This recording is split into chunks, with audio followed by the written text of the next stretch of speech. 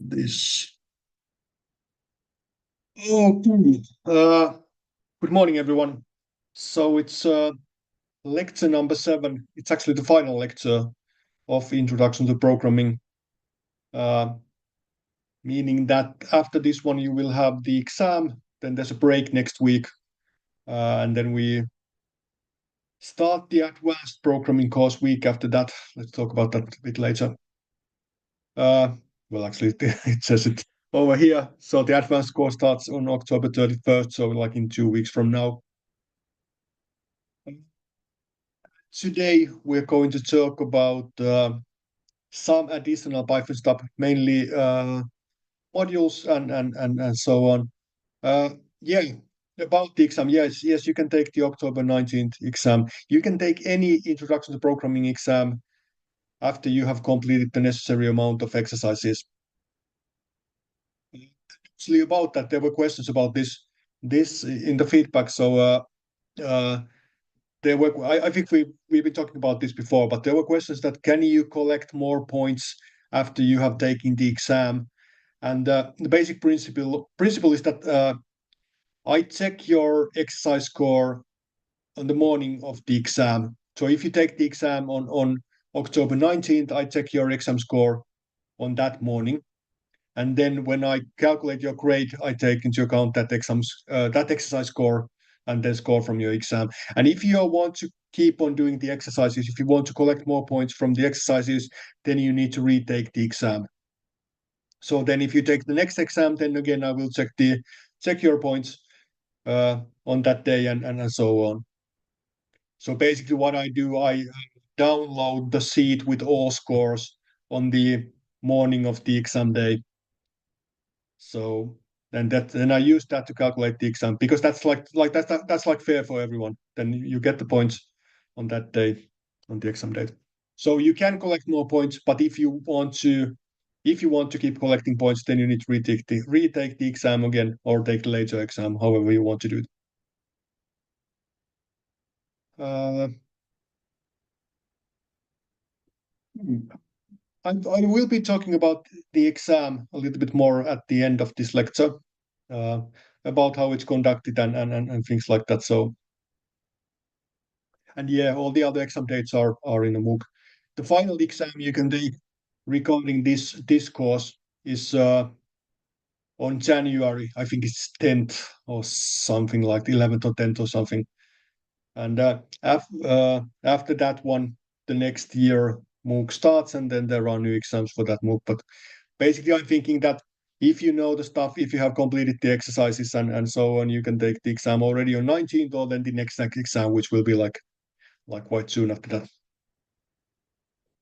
But today we're going to talk about. So last week we talked about files, text files, basically manipulating text files, about reading data from files, and then about some special cases like CSV files, where we might have several data points in the same line or in one line. So we talked about splitting strings and so on, and then a little bit about writing files, and then validating inputs, why it's important. So whenever we're reading data from a user or from a file or any outside, any external data, it's important to validate the data before using it. And then a little bit about the exceptions, and I think we also talked about local and global variables at the end. Okay. And today we're going to talk about modules. Let's all start the discussion with modules. And the idea is that Python comes pre-packaged with several useful modules. So when you start to Python, you have like the basic set of features available, and then you can extend that set of features by utilizing external modules. And Python comes with several modules. You can also download a lot more if you need something a little bit more special. And today we're going to first talk about how we are using those modules, and then let's talk about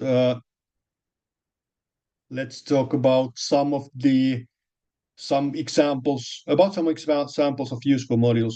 There was a question, can I take the exam which is after the 19th? Yeah, you can take that one as well. There should be additional exam next week announced. I don't know if it's in the material yet, but yeah, you can take that.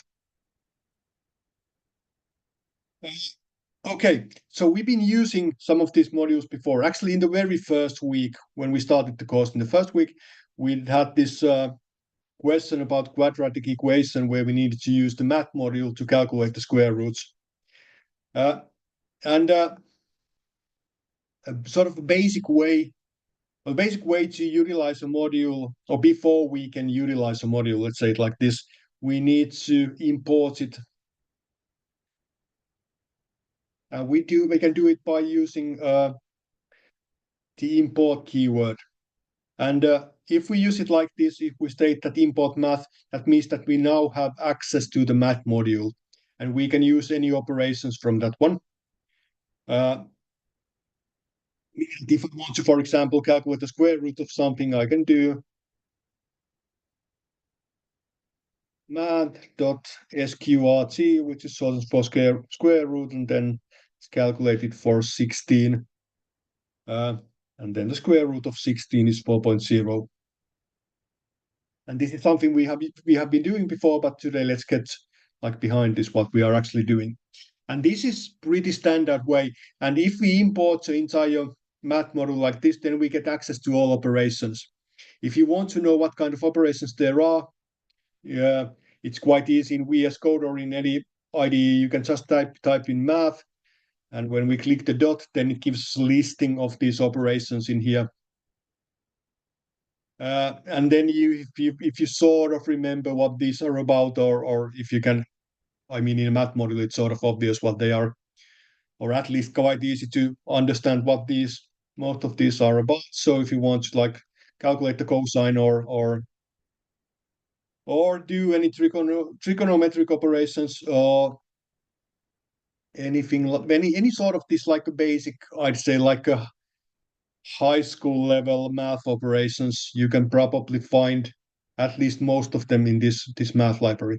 If you need to do something like more advanced math, then Python has a NumPy library, NUMPY, or NumPy, however I would say NumPy, but which is useful if you're doing something with matrices, for example, or vectors or anything like that.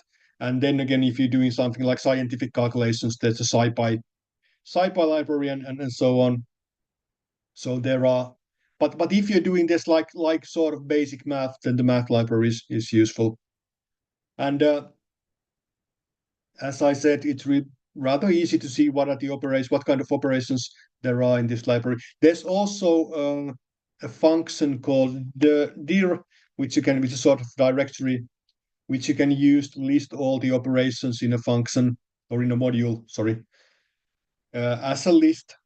So this isn't that often useful in any of your programs, but if you just want to take a look at all the operations, then you can use it.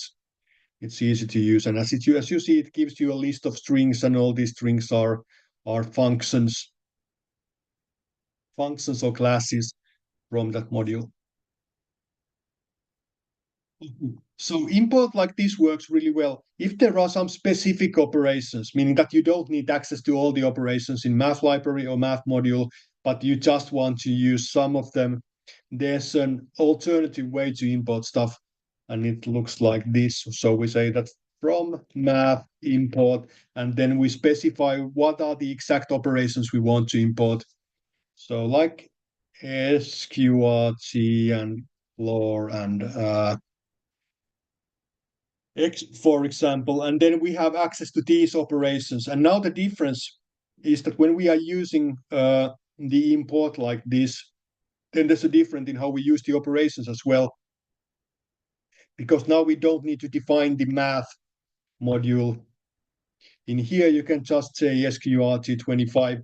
And this is actually quite, because the alternative was just to use like import math and then do print math.sqrt25. So in this case, you don't need to add the prefix to math dot something because we are explicitly stating that we are importing these sqrt, floor, and exp operations from this math library. So it's easy to see that those operations are in that library. There's a wildcard which basically imports all operations from a module. It's an asterisk like this, and after this one you can also use the operations without specifying the math. It shows you an error, but it's not. So what's the problem with this one?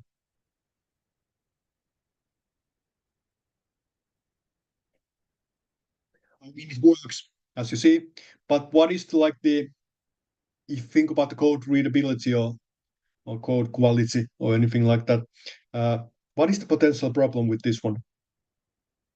If you compare it to these two,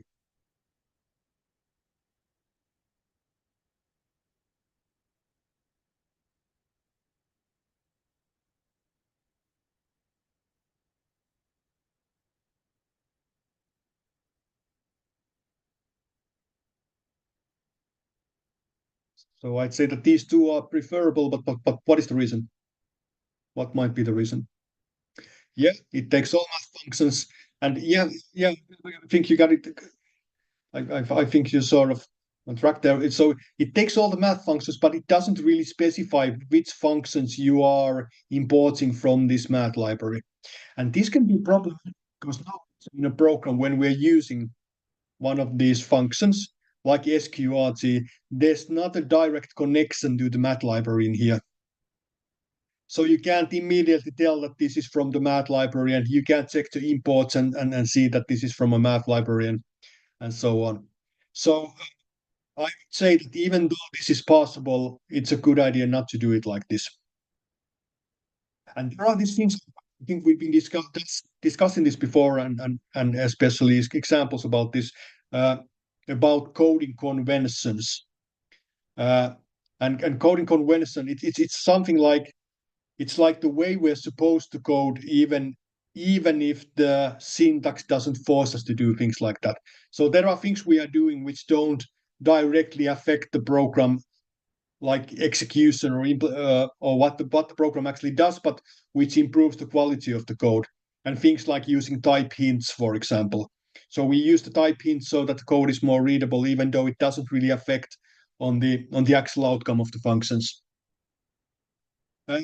And there are a couple of things about coding conventions or code quality in imports, and one of them is that not using this wildcard because it makes it difficult to know which operations are from which modules.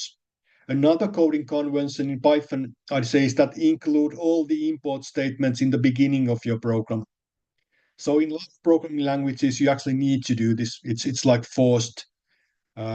It's like syntactical thing, but in Python you can basically import anything anyway in your program. But I say it's a good convention. It makes your programs more easy to understand if you include all the imports in the beginning of the program, because then when anyone else or checks your program or you check your program later or try to understand it later, it's easy to check the beginning of the program and see, okay, these are the libraries or these are the modules and operations which are imported and so on. Another thing about coding conventions,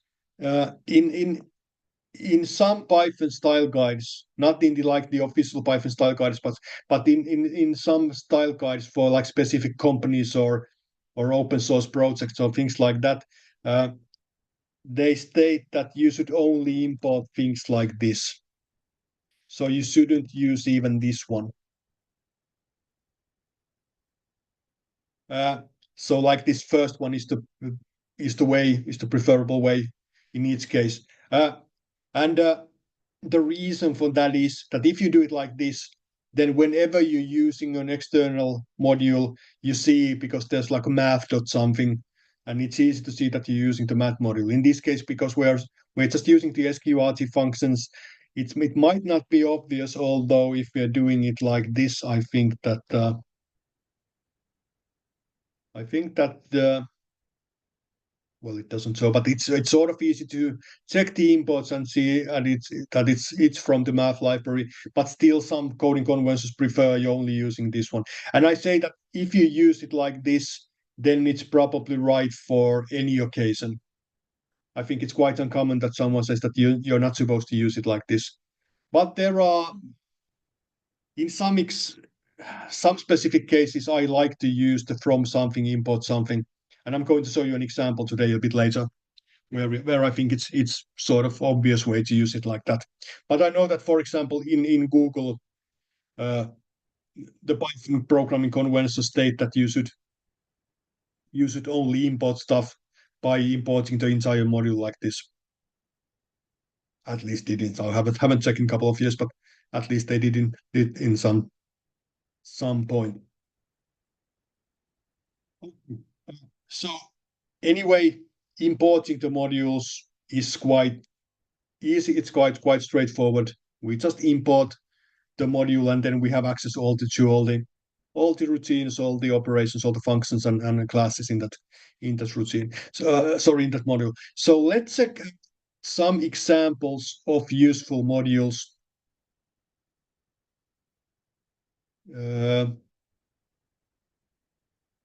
Let's also fix some typos while we are here. So let's start with the random module.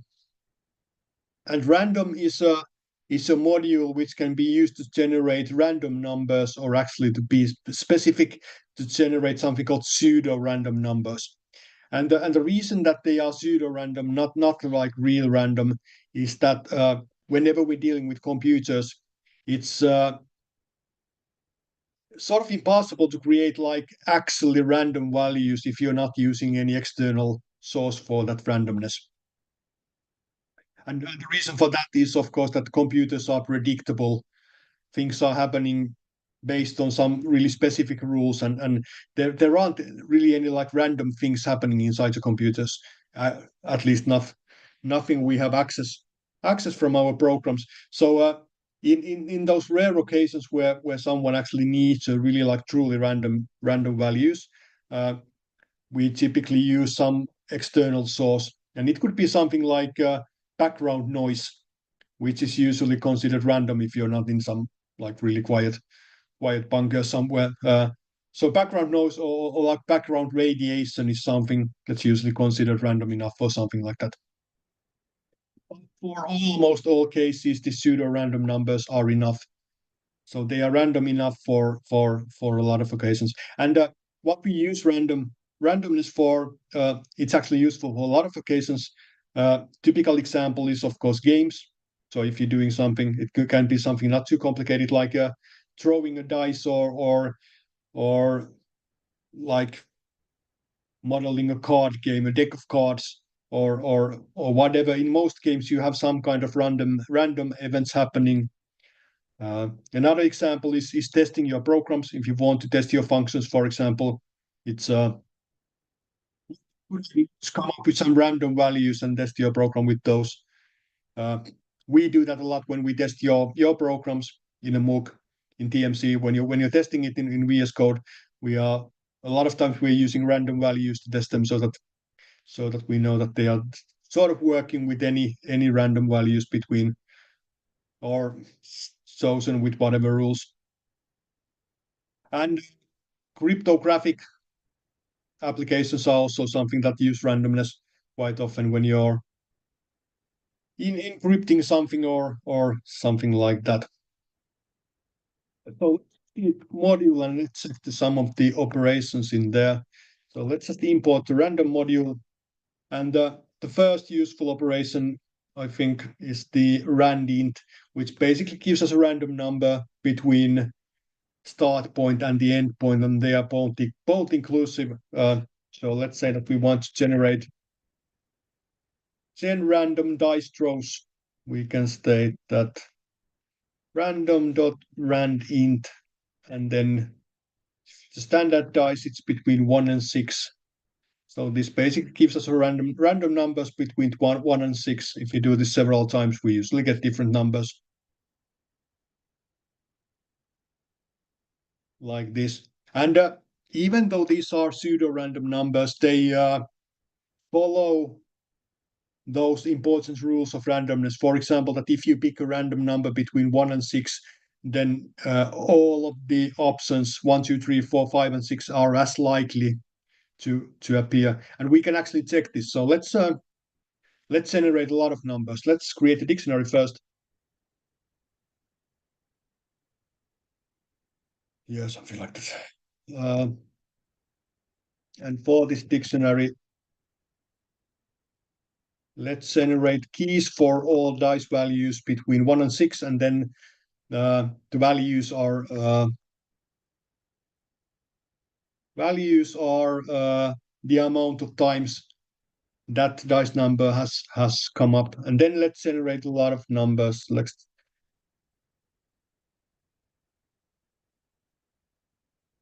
I don't think I have shown this one before, but it's also common that in Python, if you have a loop and you don't really need a loop variable like the index or anything, you just want to keep repeating or want to repeat something a certain number of times, we can use this underscore as a variable name, and it sort of states that we are not using this variable for anything. We just want to repeat this thing 1 million times. So this is same than using the for I in range, but that's not really a variable name. Or it is, but it's not meant to be like a variable. It's just meant to be used as a variable name. Yeah, let's kill this one. So that's like denoting that that's a variable name we really don't need, or that's a variable we don't really need for anything. Okay, then let's do the dice equals random, or not dice, how about result equals random dot rand int between 1 and 6, and then let's increase that value by 1. And now when we execute this 1 million times, okay, yeah, I think we need to remember to output the result as well.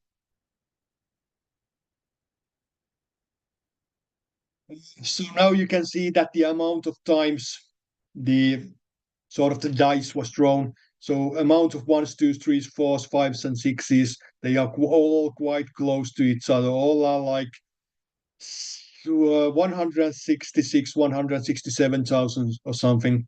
And as I said, this is one of sort of the requirements of randomness, that if something is truly random, then it needs to be, all the possible outcomes should be exactly as likely to occur. And it seems that it's actually working, because if you throw the dice 1 million times by using this random, then all these numbers between 1 and 6 seem to be as likely to occur. Okay, so it seems to be working. Other useful features in the random module are, there's a choice function, which is quite useful, meaning that if you have a list of names, for example,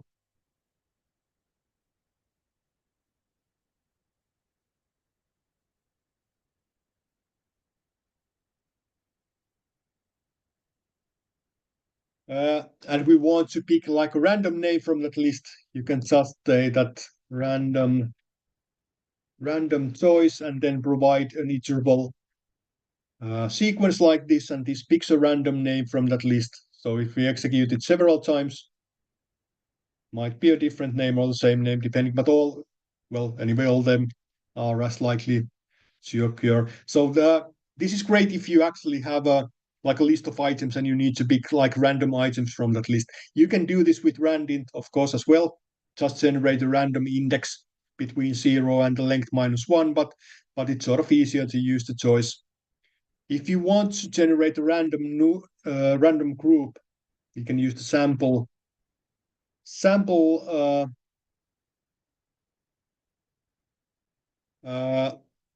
method, which basically generates a random sample out of this group. So it's basically like a list of 3 names, and they are all unique, so it doesn't pick the same item twice. Again, this is great if you have a list of names and we need to come up with like a random group. random subgroup from that list. Useful for a lot of occasions, not just for generating like groups of people, but whenever you need like a random sub list of an existing list, then sample is easy to use.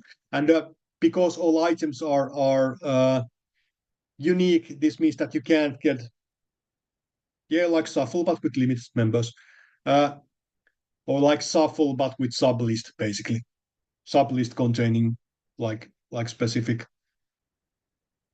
Or you could do this by by shuffling the list and then taking a sublist from the beginning. That would come up with sort of a similar outcome. Because sample takes a sublist of an original list, it means that if you have a list with 6 names, then the maximum size of a sample would be 6. If I try to do it with 7, that's an error stating that sample larger than population or is negative. So we can't get a sublist with 7, random sublist with 7 members if a random sample of 7 members, if there are only 6 people or 6 items in that list. Okay. Then, well, shuffle is also something, since you mentioned it, it's also useful. So we can do random. So if you just want to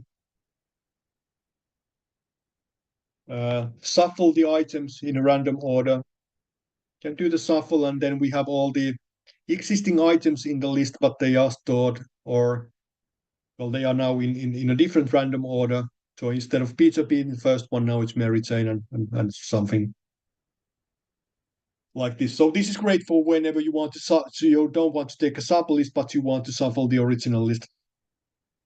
Which is, for example, if you like modeling a deck of cards. And modeling a deck of cards is I think, easy in Python by using tuples. Could be something like, well, maybe one of spades and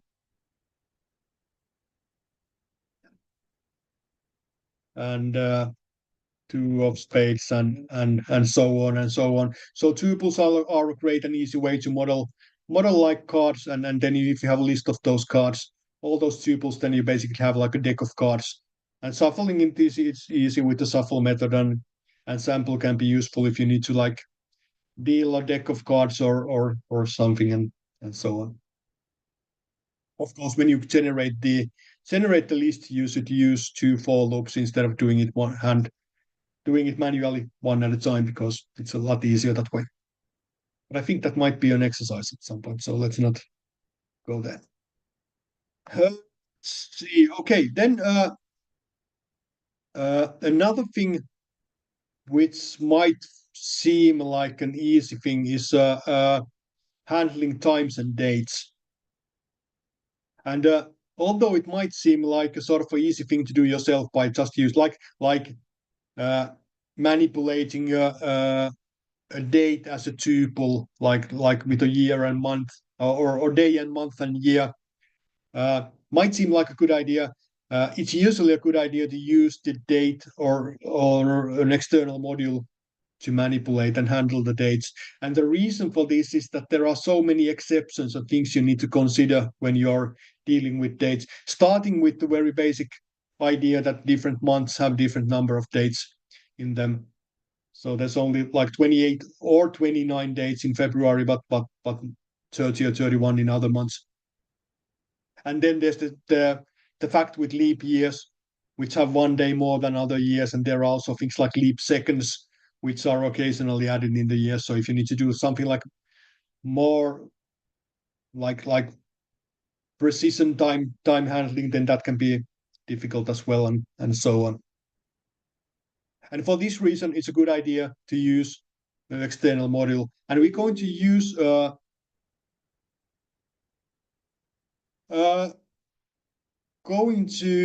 use the datetime object for this one. And now this is also an example about what I mentioned earlier, that sometimes it's okay to use the for something import something. And I think that in this case it's a good idea, because the datetime, the module and the class, the name is the same, the datetime. So from datetime import datetime. So if you're just using import datetime then you're using datetime whenever you want to use the class, which is really sort of irritating to write, I think.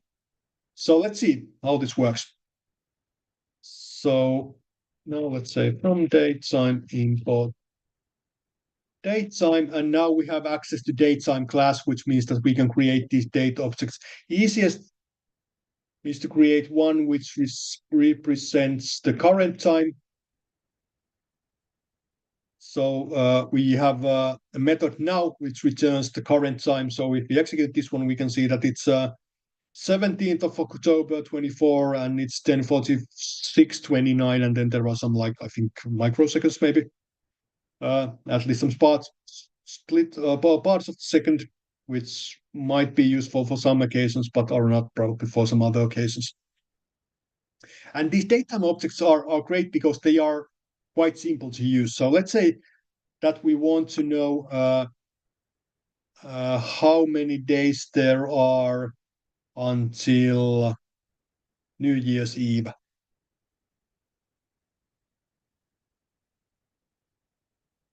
So let's create a new datetime object. And now instead of taking a current time, let's give the actual time. So 24, and then the month is 12, and then the date is 31st. And this is like the New Year's Eve. And if you want to know how many days there are, we can just subtract these datetime objects. So we can subtract, or let's do another variable. Days until New Year is New Year's Eve minus now.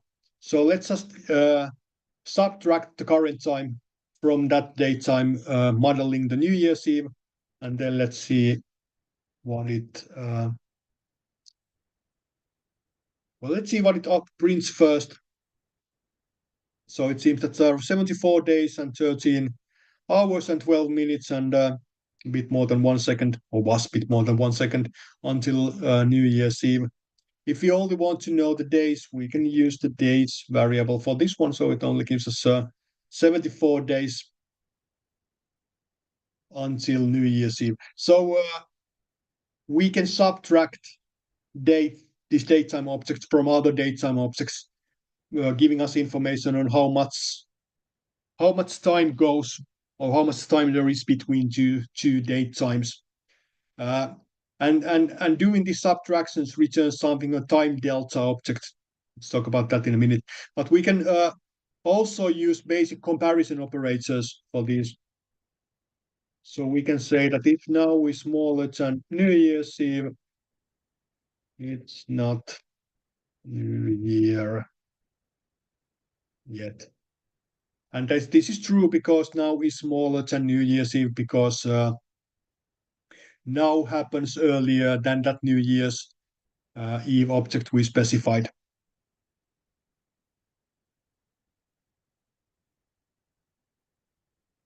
So it's we can use these standard Python comparison operators to compare these datetime objects, and we can use standard arithmetic operations, basically the minus operation, to subtract dates from other dates, or date times from other date times.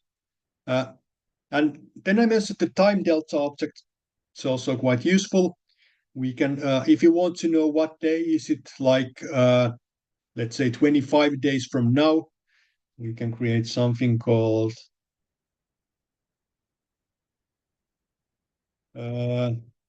variable date, for example. Let's say time delta object and day, let's say 25 days. And then let's add now plus days, and let's see. So in 25 days from, exactly 25 days from now, it's 11th of November, and then 10:50, and well, the time is of course going to be the same. So we can pretty easily add like days or hours or seconds or something to an existing datetime object to come up with new datetime objects, and so on. So using this is hopefully you see, especially when you see a couple of examples, using this is actually quite straightforward. And it's definitely easier to use this one than coming up with a system of your own. So I would say whenever you need to deal with times and dates, it's a good idea to use this existing module. One more thing about this one is formatting the time strings. And so let's say that we have this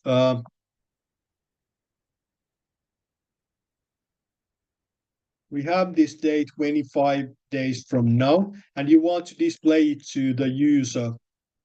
And displaying like this is probably not, this is probably not the precision we want to use with these microseconds. And also depending on where you are, you might not want to use this US or ISO, whatever is the number system. So typically, for example, in Finland and in a lot of places in Europe, we use this day, month, and year notation. So it's possible to format this datetime object into a string. And for this one, we have this strf time function, or basically a method, which is shortened for string format time, I think. And the idea is that inside the string, we can use these symbols, and then these symbols are replaced with the actual values from the datetime object. So let's say that we want to do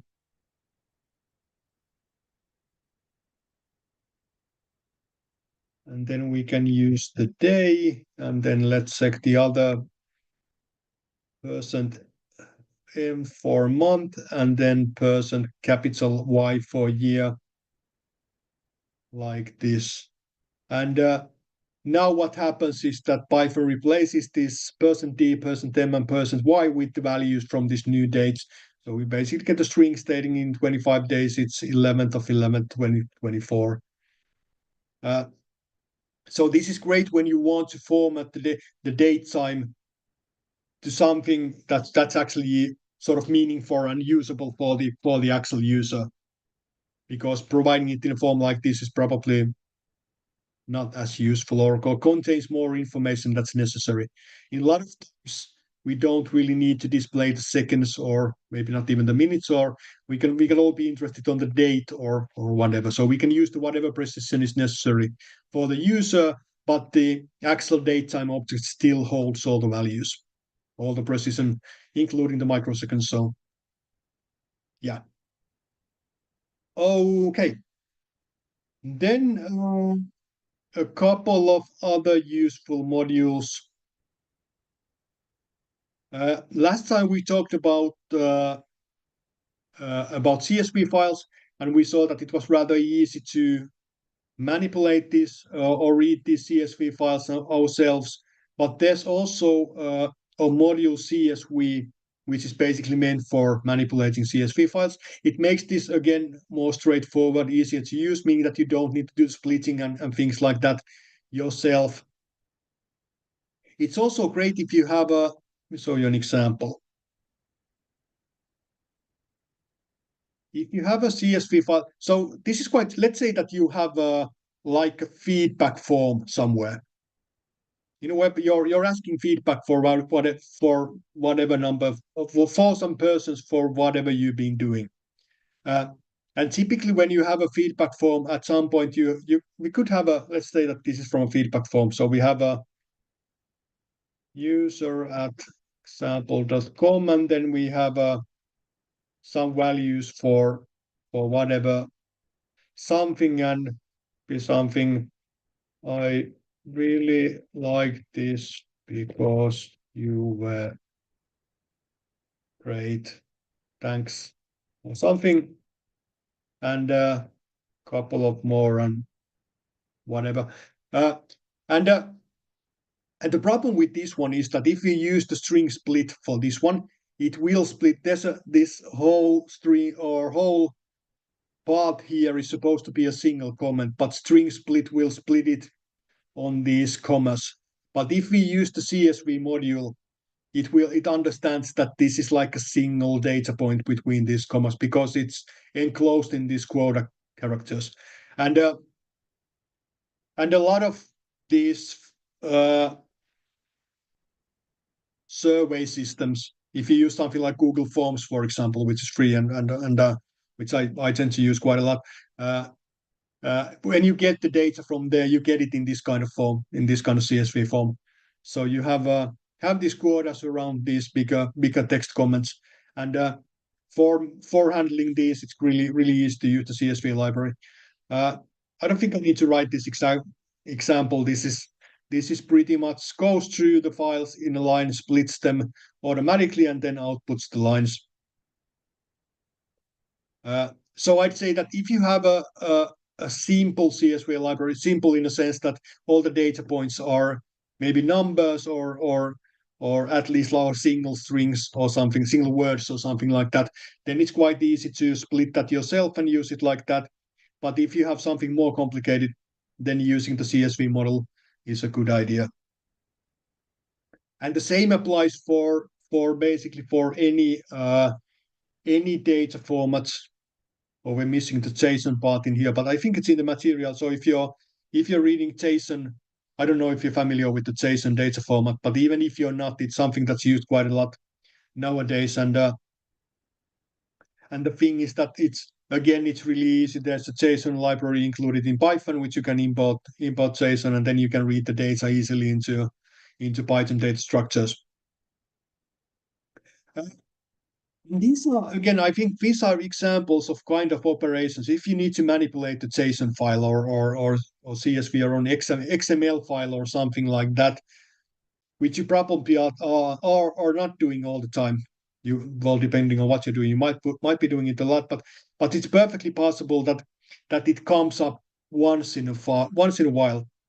Then it's totally fine to just Google for how was it done. So Google for JSON and Python, and then you probably the first two hits are going to be examples on how to deal with those, and then you can utilize those examples to write your program, and that's really standard way in coding to deal with these kind of things, because as I said before, there are so many possible operations and libraries and modules and functions that you're not supposed to remember these all. But it's an essential skill when you're a programmer to knowing how to Google something and then how to utilize the stuff you Google for in your own programs. So you need to know the basic things again, like creating functions and return values and lists and tuples and dictionaries, and those are like the things you need to know about.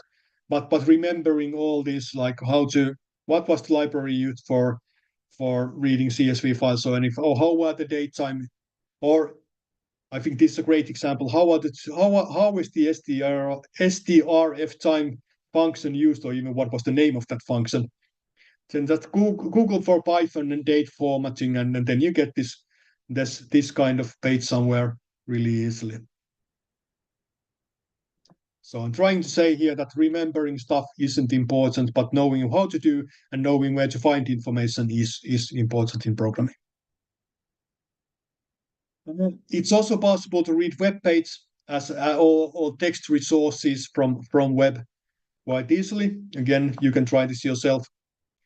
I think I have a firewall preventing this one at the moment, but basically it's using this URL lib, and then the request class from that one, and then it has a couple of useful basically a URL open, which opens an access to a web page, a web address, and then you can use the read method, for example, to read the data from that address.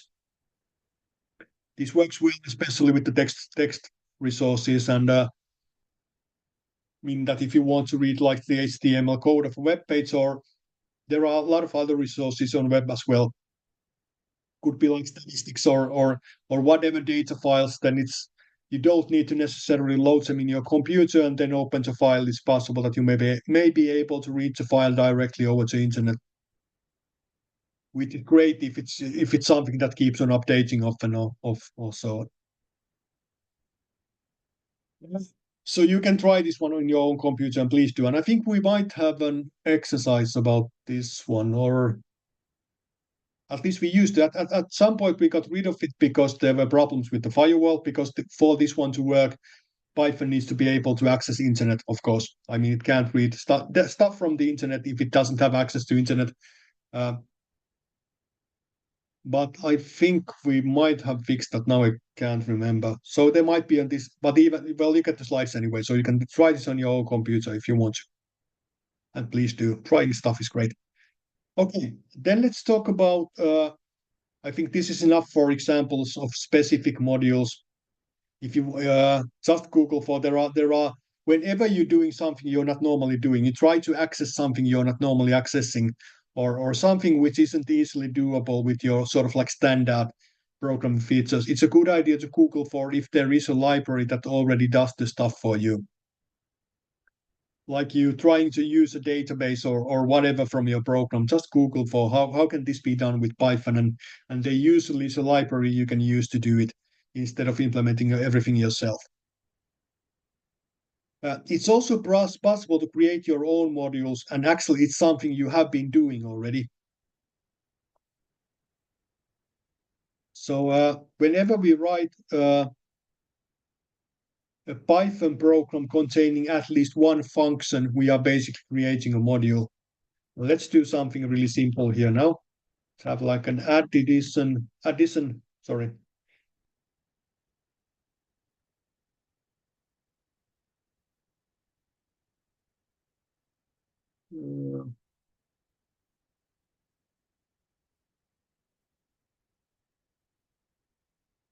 Oh, sorry. Yeah, I can't. It's not a good idea to name your own module math.py, and because it will override the Python standard math module, which is sort of quite useful in a lot of occasions. So let's name it something else. My math is better in this case.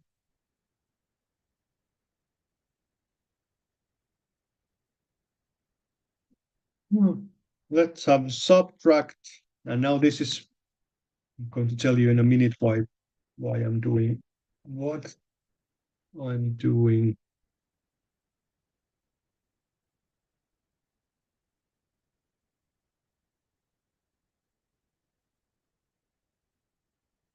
Let's have one more.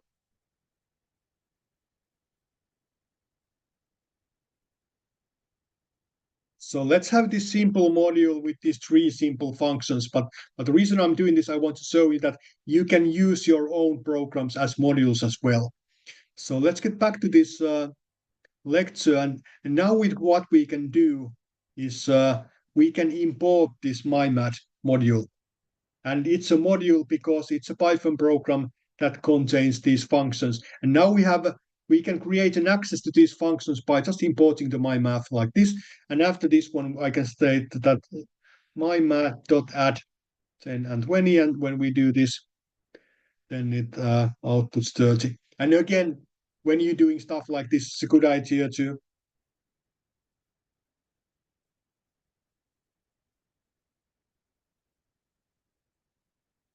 use these special comments. So when I'm using this in this other program, and I'm using add, now now having this sort of a short comment about what the function does is a good idea. And again, using type hints is great. And now it works. Well, we saw it before. I can use any of these operations because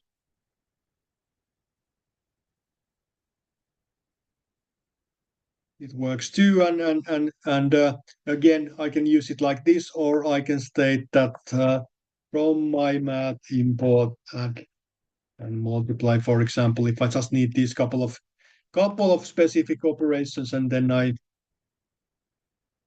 don't need to use the my math prefix to access the operation.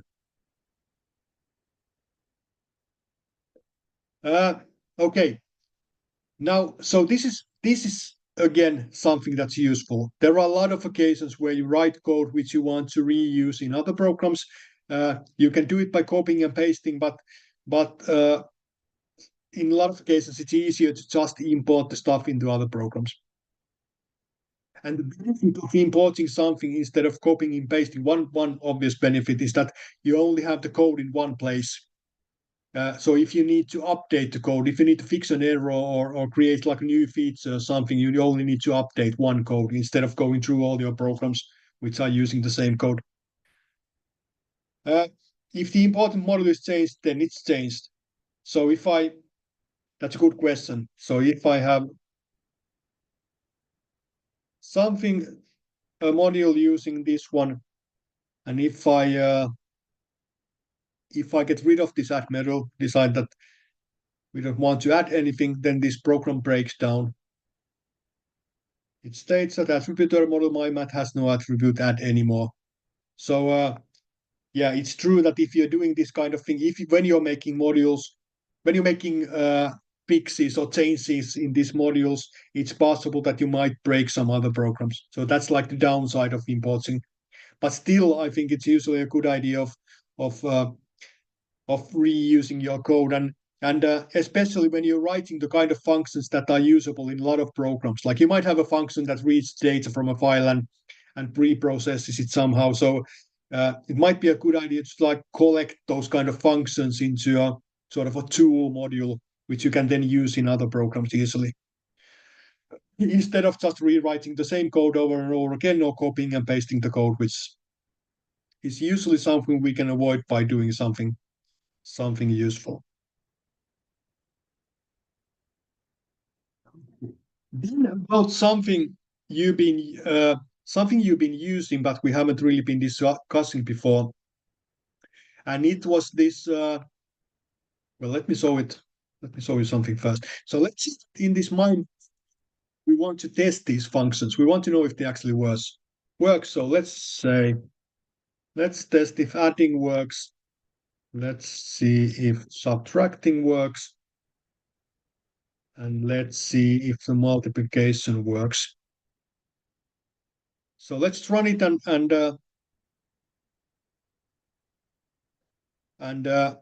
okay, now we can see that, yeah, it seems to be working, at least for these like test values. The adding, subtracting, and multiplication works. And this is all great. And let's get back to this lecture where we import this stuff. And let's just import the module. Let's not do anything else. And we see that just importing the module outputs these test results. And even if this is doing something else, we first get the test results from the mymath module, and after that one we get the actual result. And this is sort of problematic because we just want to get access to the functions in the mymath module, but now it's also executing this code in here. And we can see it if we add another print in here, and then just importing mymath actually execute this. What was I doing? Executes this code in this mymath.py module, which we just created. And for this one, we can use the feature you've been using before. And now I'm going to explain to you what it means. So this if name equals main thing. So let's enclose this data into this block. And you've been using this when you've been writing code containing functions in those exercises. And there's always the statement that if you want to test your own functions, and you're supposed to test your own functions, then you need to include the test code in this kind of block in here. And let's see. Now when I import to mymath module, it doesn't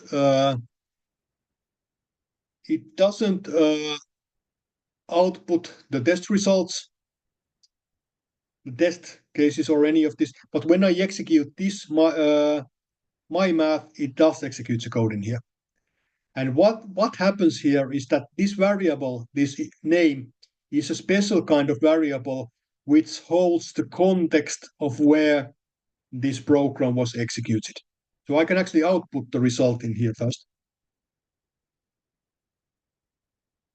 And you need to have 2 underscores between and after the name. And actually get rid of these. So if I output it here, it states my main, but if I import it from this other library, other module, it outputs my math. So the thing is that we can check that if the name variable holds this value main, if it does, then we know that we are executing this program as an independent program. If it holds something else, basically the name of this module, but if it doesn't hold the variable or value main, we know that we are importing this module or importing this program to be used somewhere else. So now we get only the result we want in this one, but we can still execute these tests in this one. And this is basically the message why we've been asking you to write that if name equals main thing to those your programs when you've been doing them, and how we are testing your programs. In a lot of occasions, we are basically importing your program code into another program and then testing the functions one at a time. So if you check the test programs in TeamC, and especially in programs where you need to write functions, they basically import your program and then call those functions and check if the values are the one expected. There are some other things happening which we haven't discussed, this asserting and things like that, but that's like the basic idea of testing your programs. Import it and then check if the functions return what they are supposed to do with the given inputs. So this is useful if you are actually compiling your own modules and so on. Okay, let's see, anything else?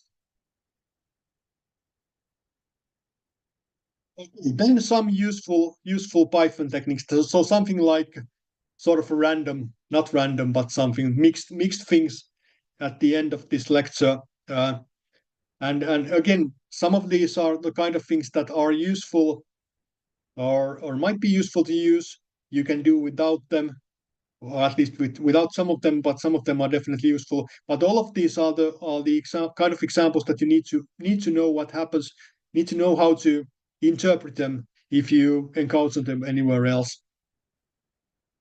And the first one is this if else or conditional expression, meaning that we can write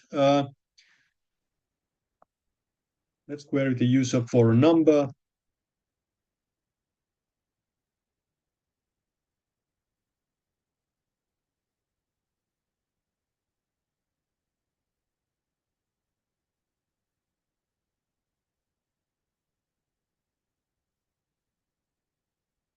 So something like this. So what happens here is that we query the user for a number. Well, then let's test it. Now if the number is less than 10,000, it outputs small number. If it's more than 10,000, it outputs big number. So this single expression here gets the value of big number or small number based on this condition in here.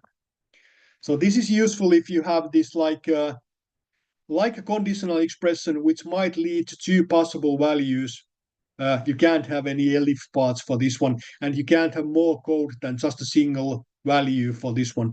But this is basically equivalent to stating that if number is 10,000, print big number, and else print small number like this. But we have only one print statement, so we basically have an expression that comes up with this value. So in some occasions, this might make your code a bit more readable, at least a bit shorter. This also means that we can write this entire thing with a single expression.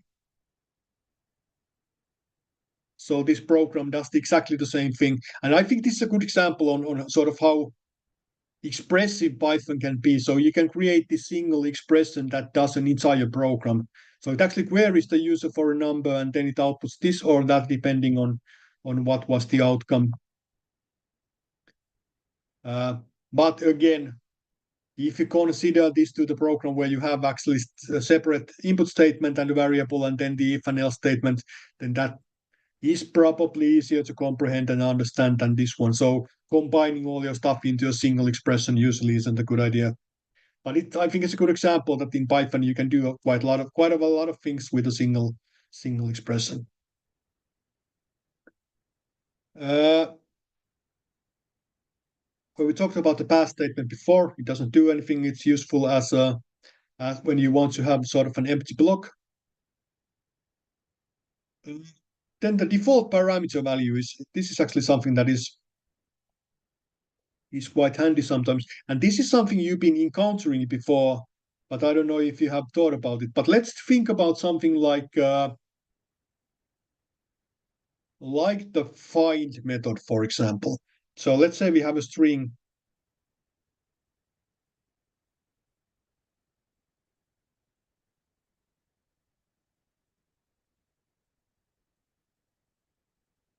Something like this.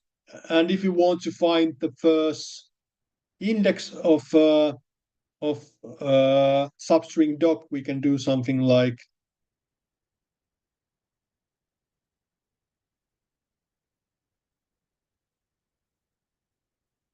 this, and it gives us 8. So 8 is the first index where the word doc is over there. And then there's an additional parameter which we can use to start searching for the string from another index. So let's start at index 11, and then we can find the second word doc, which is at index 22 in here.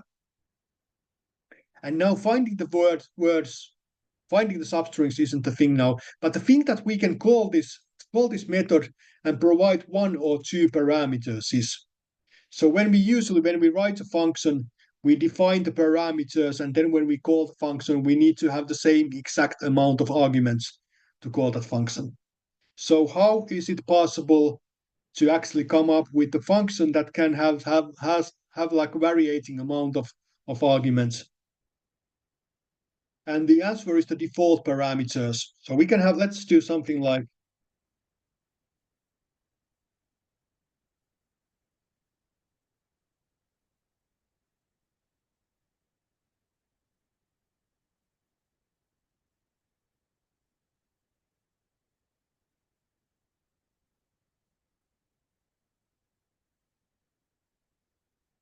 so let's have a function like this.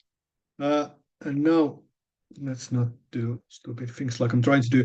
So now this signature line looks a bit different to what we've been using before on this second. So for the second variable, instead of defining like the type hint, we are actually assigning a value to this parameter. And what this means is that when we call this output function, we don't need to specify the value for this second parameter. So what will the program output?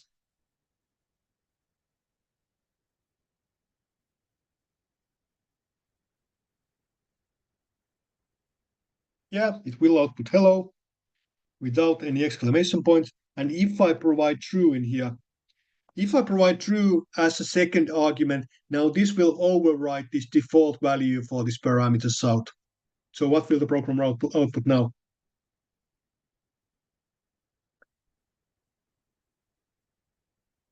Yeah.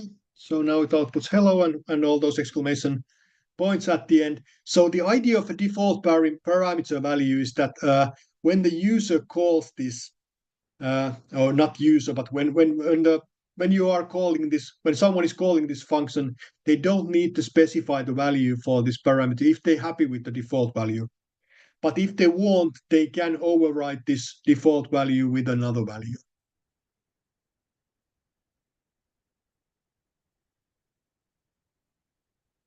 So we could have something like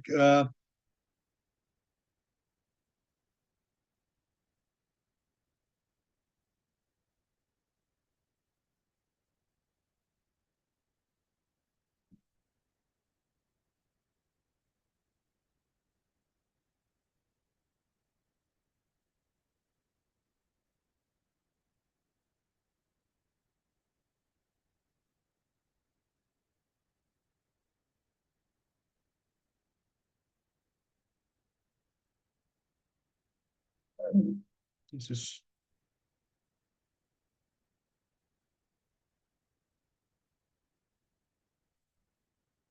For example, let's say that we can have a function for reading a file. Well, let's do something useful.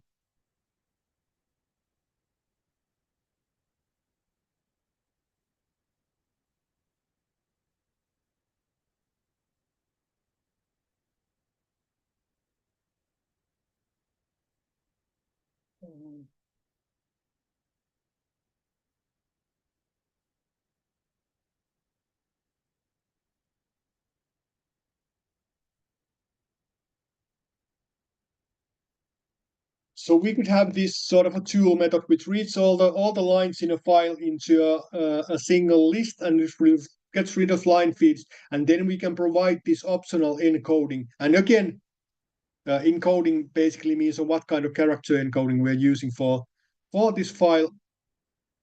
You can see the encoding in VS Code in this bottom right corner. That is UTF-8. You can also change it in here if you want to, but usually you don't need to. And if for most of the times the files are encoded with UTF-8, you can just call it like data equals read file my file bis.txt or something. But then if you want to, you can specify a different encoding for this one, for whatever it might be. So again, the idea of writing functions with default parameters or using default value parameters is that if most of the time, or at least quite often, you don't need to change that value. That's like the default value is enough for most of the times. Then you can just provide a default value. But then if someone calling the functions wants to provide a different value, then they can provide another value which will then override this default value. Let's have one more example.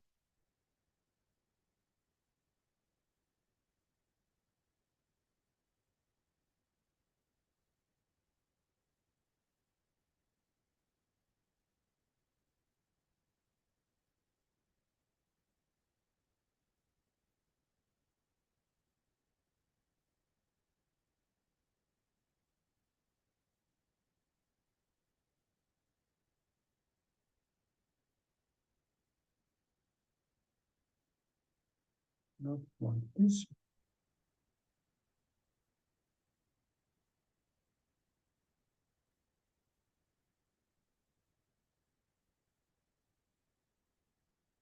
So again, now we have a couple of these default value things. So if I'm outputting something, hello, outputs only hello. If I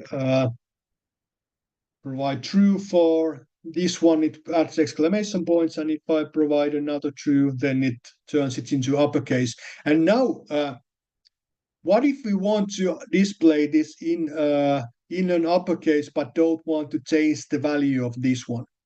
So we could do it like this, but we can also specify a value or set a value for specific parameter, which is later in the list, by giving a name or by assigning a value directly into that one, like this. And this is something we did with the with time delta object, if you remember. We set the days to be something. So we can specify the value of individual parameter, individual default value parameter, which isn't in this position in this parameter list, by just assigning a value. So now this changes the value of upper, but doesn't change the value of this south parameter. So this is great if you want to change the value that is later on this list. And of course, you can have values without default parameter values and values without default parameter values, like we do in here, or variable or parameters without default values. But all the parameters without the default values need to be before the parameters with default values. So we can't do something like this. So now it says it's an error, is not accessed.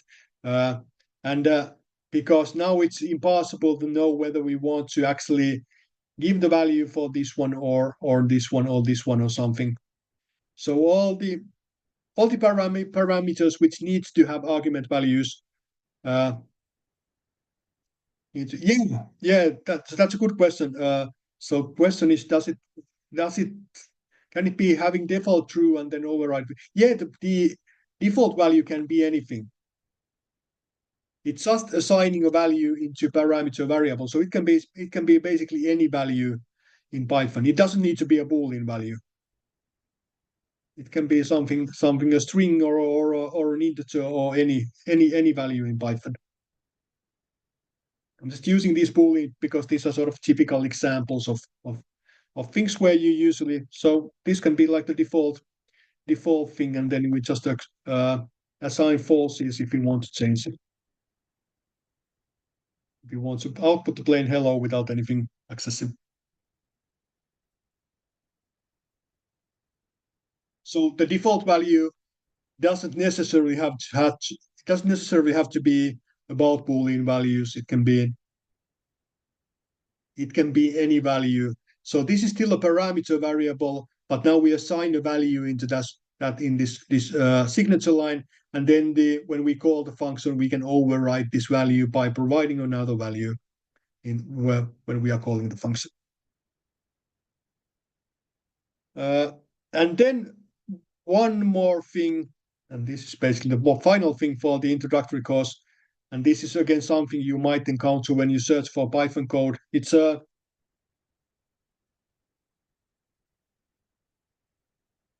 possible to use this notation of having an asterisk before this parameter name, and what this means is that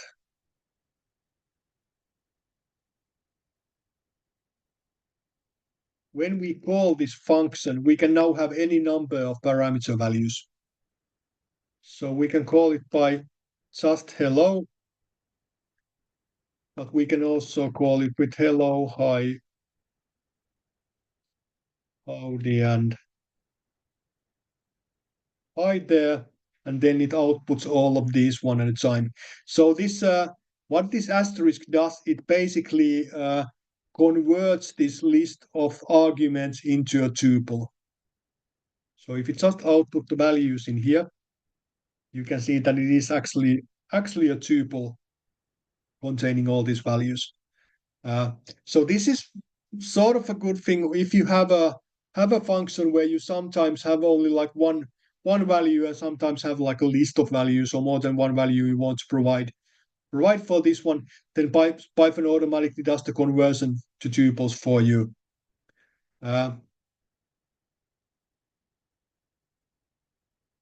So if there's even if there's only one value, it still converts it into a tuple of one value. Of course, another way to do this would just be to define this as a tuple. And then when we're calling it, then we just need to have an extra set of parentheses around it to create a tuple for this one. But if we use the asterisk notation here, then we sort of save that these parentheses. This is also useful. We're going to talk about this in the advanced course, but it's also useful when you're sort of calling functions or providing functions for other functions, and then you want to have like a parameter list which you pass around for other functions, and then doing something like this is actually useful. Okay. So that's pretty much it for the introductory course. About the advanced course, what we're going to do in the advanced course, we're going to talk about object-oriented programming. Going to start by what's the definition? What are the objects? Actually, we've been talking about objects in this course, but what do they actually mean? And then we're going to start talking about creating our own classes, and then we talk about object-oriented programming for a couple of more weeks. So I think it's like 3 weeks of that. Then a little bit about functional programming, and then again some sort of additional features for Python, and then the final 2 weeks are spent on programming games. So we talk about this PyGame library. We learn to create these simple graphical games with that one. And then on the very final week, on part 14, you're going to write your own game. And then there's the exam, and then that's it. And then I'm going to talk about the exam a little bit, but I'm going to stop the recording now. So thank you for this.